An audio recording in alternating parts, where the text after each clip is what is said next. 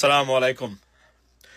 গতকালকে আমার ইউটিউব লাইভে বলেছিলাম যে লেখাপড়াহীন রাজনীতিবিদ যে কোন দেশের জন্য বিপজ্জনক, সেটা প্রমাণ করেছেন আমাদের দেশের অনেক রাজনীতিবিদ, প্রমাণ করেছেন খুদ ভারতের রাজনীতিবিদরাও। For example, Indian prime minister Narendra Modi. For example, গতকালকে আমার ইউটিউব লাইভে বলেছিলাম না যে নরেন্দ্র মোদীর অর্থাৎ SCO অর্থাৎ সাংহাই কোঅপারেশন সামিট অর্গানাইজেশন, যে সামিট হচ্ছে চীনে, সেই সামিটে নরেন্দ্র মোদীর অতি বাড়াবাড়ি এবং এক্সাজুরেটিং আপনার ফিজিক্যাল এক্সপ্রেশনস, রাইট, দৌড়াদৌড়ি, নাচানাচি, ব্যাঙ্গের মতো, এগুলা being watched by all international, I mean, like politicians and political analysts. ঠিক তারই একটা প্রমাণ আজকে কিন্তু দেখেন বাস্তবে কতটা অ্যাকুরেট ছিল আমার গতকালকের এই স্টেটমেন্টটা প্রমাণ হয়েছে।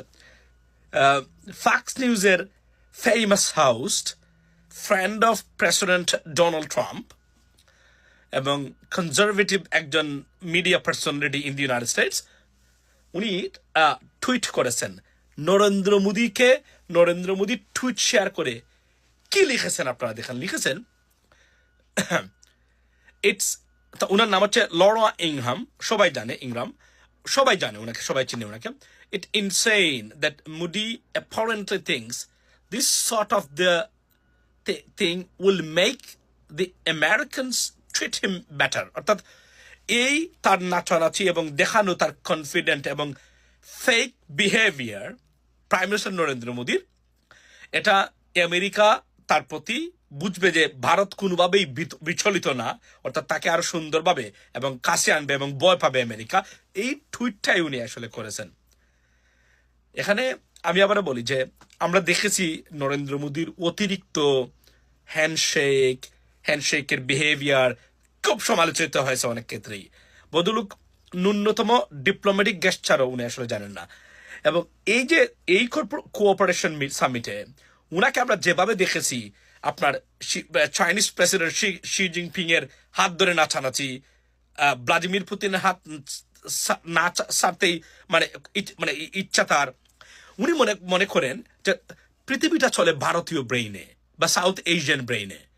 এটা উনি বলে গেছেন পশ্চিমারা বা সভ্যতা তারা যে কোনোভাবেই হোক না কেন, এখন তারা সভ্য ওয়েস্টার্ন কান্ট্রিজ গুলা, যাদের গণতন্ত্র মজবুত এবং অ্যাডভান্স কান্ট্রিজ গুলা, তারা নরেন্দ্র মোদীর মতো আপনার চুড়োই পাখির ব্রেন নিয়ে বা চিকেন ব্রেন নিয়ে রাজনীতি করে না। ঠিক সেটাই ধরা খেয়েছেন নরেন্দ্র মোদী এবং সমালোচনা হচ্ছে, এবং এটা আরো খারাপের দিকে যাচ্ছে। বলে রাখি, গতকাল প্রেসিডেন্ট ডোনাল্ড ট্রাম্প ভারতীয় ভিজিটর যারা আমেরিকাতে আপনার অক্টোবর থেকে ভিজিট করবেন জনপ্রতি $250 এক্সট্রা আবার ট্যারিফস আরোপ করেছেন। অর্থাৎ situation is getting worse day by day and it's going to be exaggerated, ladies and gentleman. এবং আজকের বিবিসির খবরটা হলো যে আপনার এই যে প্রেসিডেন্ট ট্রাম্প বলেছেন ভারত, রাশিয়া, চীন তারা যুক্তরাষ্ট্রের বিরুদ্ধে ষড়যন্ত্রে লিপ্ত।